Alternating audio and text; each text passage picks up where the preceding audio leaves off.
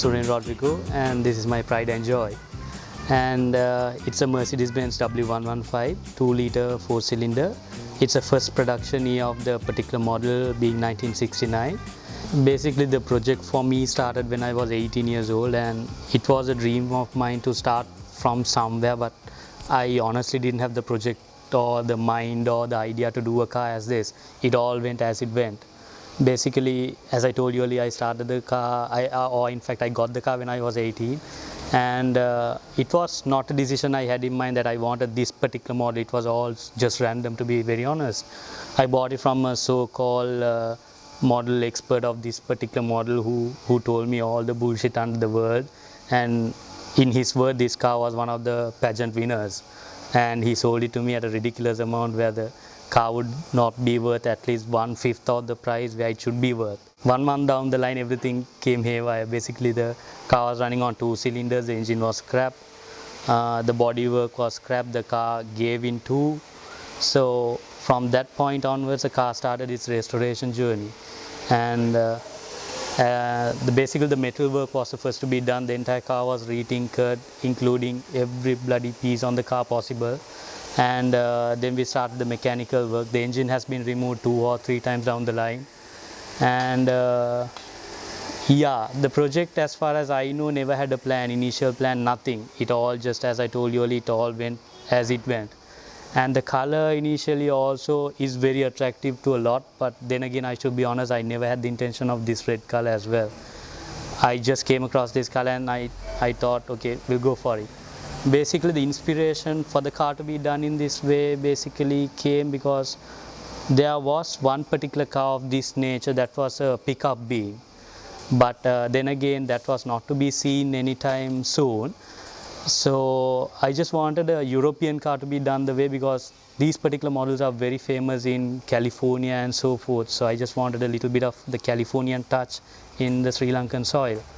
So from there I started, and basically I slammed the car, and basically my ground clearance is about 2 inches from the ground to the sump.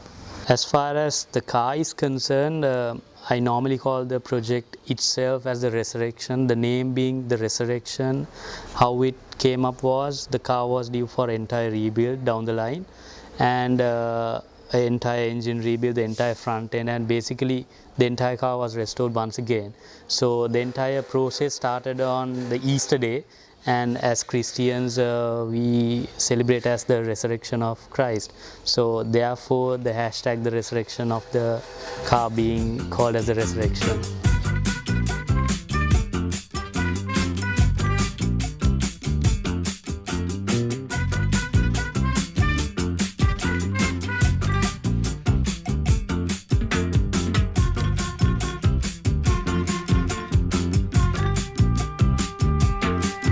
As I mentioned earlier, I wanted the car to be slammed, so the only possible and the cheap way to do it at the moment was to cut the coil springs and slam it. I was running a set of BBS, but then again I wanted the whole Californian thing going for it, so I managed to source a set of custom widened steelies, the front being 7 inches and the rear being 8 inches, and I used a different set of hubcaps to give it that cleaner look, and managed to use a set of white wall flaps as well to give it that ultimate slammed look. So the trunk I managed to use the hardwood floor, which is normally found in the hotels and all on the floor.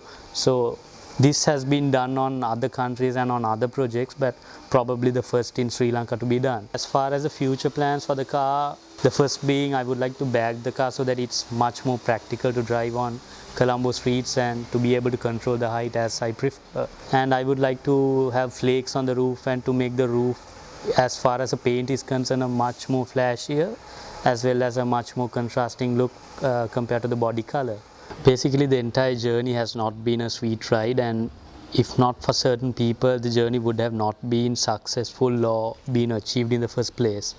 And I would like to thank everyone in person, but due to certain reasons, you know who you are, so basically if I forget to mention you by name, please don't feel offended, but if not for you the car would not have been at this particular place. Starting off, it I would like to thank my parents and all my relatives for giving me the backup and for the motivation and to start off things.